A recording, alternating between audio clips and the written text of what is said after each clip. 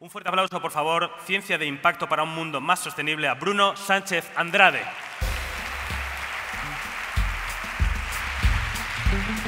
Me voy a llevar la mesa. Adiós.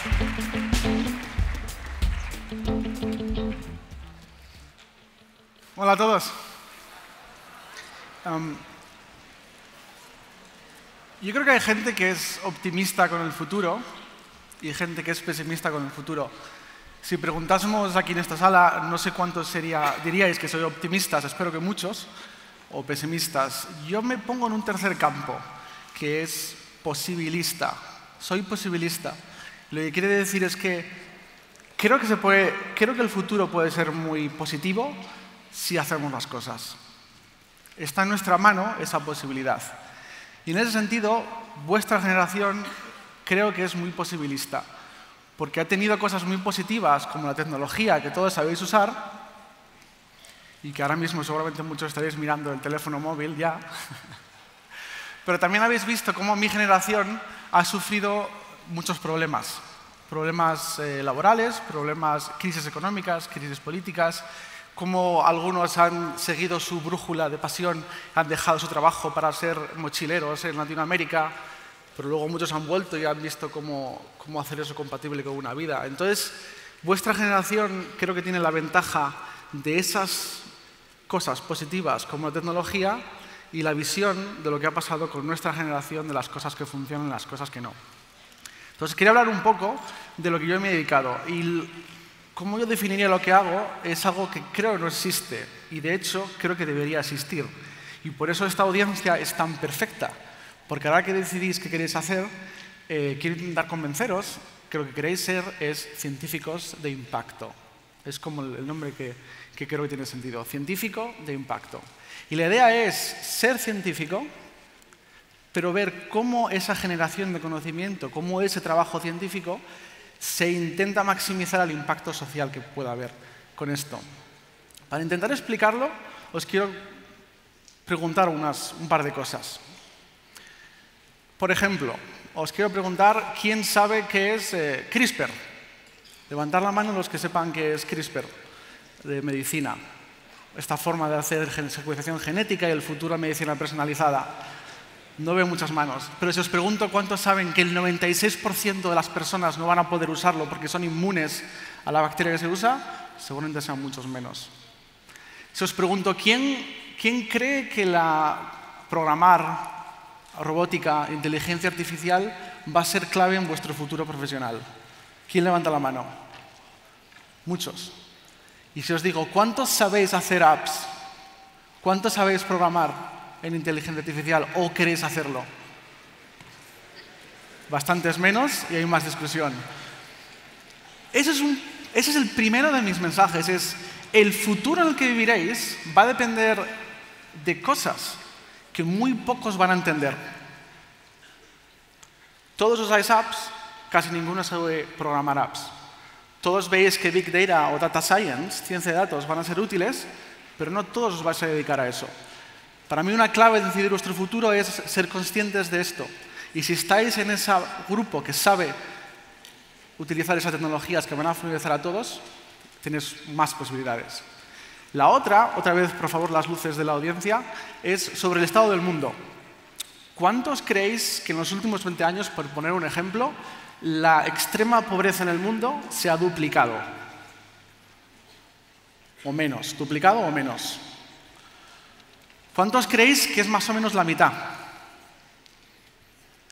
¿Y cuántos creéis que es menos de la mitad? Casi nadie. Es lo que pasó. La extrema pobreza en el mundo es menos de la mitad en los últimos 20 años. ¿Cuántos diríais que el 80% de la población tiene acceso a electricidad en el mundo? El 80%. Es la realidad. Mi segundo mensaje es que, peor que no saber, tenemos sesgos negativos del estado del mundo. No estoy diciendo que el mundo es un sitio que esté en una buena situación. Hay mucha pobreza, hay muchas crisis de refugiados, por ejemplo, de desarrollo, de economía, pero estamos mejorando. Si os recordáis algo, recordáis dos mensajes de charla. Uno es ese, que el futuro va a depender de cosas aunque muy pocos van a entender, así que cuando decidáis intentar tener eso en cuenta. Y la segunda es que no tengáis los sesgos negativos. Si hubierais respondido al azar a esas preguntas, un tercio de vosotros o la mitad hubiera acertado. Eso quiere decir, sois peores que el azar. Si hubiera preguntado a un mono o a un perro, hubiera respondido mejor que vosotros. Ser conscientes del sesgo negativo, y todo el mundo lo hace así. Esto es un experimento que hizo Hans Rosling sobre el estado del mundo y es concluyente en que en muchos casos tenemos una idea bastante peor de lo que es la realidad. No tenemos que ir muy lejos. En España, por ejemplo, ¿cuántos diríais que la inmigración en España ha aumentado muchísimo en los últimos años? Se ha doblado. Ha disminuido. Del 11% en 2010 al 10% actualmente. No dejéis que los mensajes que os llegan sean lo que creáis sin pensar sobre ellos, sin verlo. Y eso es precisamente lo que hacen los científicos. Ahí es cuando enlazo estas dos partes de científico de impacto. Yo he estudiado astrofísica y luego he trabajado en el Banco Mundial. ¿Tiene sentido? Eso tiene muy poco sentido. Creo que tiene sentido cuando piensas que la labor del científico no es solo crear conocimiento, no es solo escribir artículos científicos, es luego tener un impacto con esos artículos, es ver cómo encajar la realidad de ese conocimiento que has creado con la realidad en nuestra comarca, en nuestro país, en nuestro mundo. Obviamente, si pregunto sobre cambio climático, todos vais a pensar que existe cambio climático. Y si pregunto que tenemos que cerrar las centrales de carbón de electricidad, que tenemos varias en España, estaréis de acuerdo. Pero si vuestro trabajo dependiera de ello, quizá lo dudaríais. Si os dijera que el 50% de la electricidad en mi comarca, en Asturias, viene del carbón, ya es un tema más difícil. Eso es ser científico de impacto para mí. No es entender el tema del cambio climático, es cuando trabajas con un presidente de un país, como yo he tenido el privilegio de hacer, es poder decirle no solo hay que cerrar las centrales de carbón, hay que hacer temas de cambio climático, pero también lidiar con la realidad de que es una buena parte de la electricidad que usamos.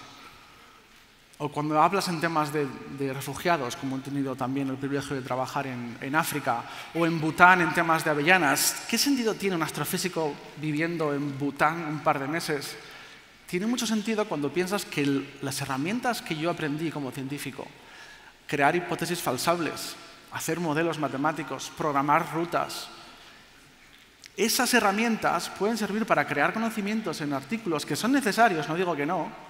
No me confundáis, no quiero reemplazar la definición de científico, sino ampliarla, sino que esos conocimientos también son muy válidos. Más que muy válidos, van a ser la clave en muchas profesiones en el futuro, para aplicarlas no en crear conocimiento en artículos, sino en solucionar estos problemas de logísticas en Bután, por ejemplo, o emprendeduría en un campo de refugiados en Kakuma, o en temas de desarrollo en el Banco Mundial. Ese es mi mensaje más importante. Ciencia de impacto. ¿Qué es un científico que no es académico? ¿Cómo utiliza el científico esas herramientas? Pero también, antes de terminar, sí me gustaría dar un par de pinceladas a dos temas que creo que son importantes. Uno de ellos es el coste de vuestras decisiones. Algunos sabéis perfectamente qué queréis hacer, otros no tenéis ni idea. Yo empecé sabiendo perfectamente lo que quería hacer, astrofísica, y luego he cambiado hacia algo que es algo más diferente. Eso también es válido. Los que sepáis qué queréis hacer, ser conscientes de cuánto estáis dispuestos a pagar. En mi caso, en un pueblo de Asturias, si quería ser astrofísico, tenía que preguntarme, ¿y si tengo que irme de Asturias? Lo hago. ¿Y si tengo que irme de España? Lo hago. ¿Y si tengo que dejar mi relación personal para seguir una relación profesional? Lo hago. Y lo hago con gusto, porque es la pasión que tengo. Así que los que tenéis esas pasiones, pensar, o lo que estáis pensando que queréis hacer, pensar cuánto estáis dispuesto a hacer. Porque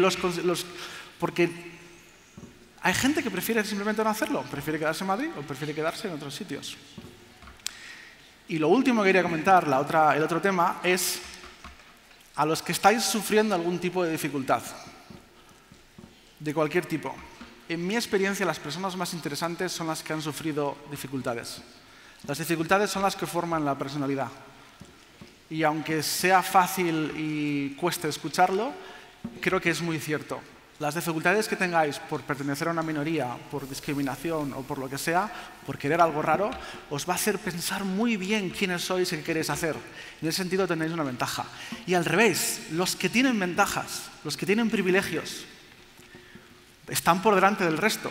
Pero cuando el resto llega a su nivel, lo que no van a tener es la cultura del esfuerzo y cómo trabajar. Y en ese sentido, los privilegios pueden ser dificultades y las dificultades pueden ser privilegios.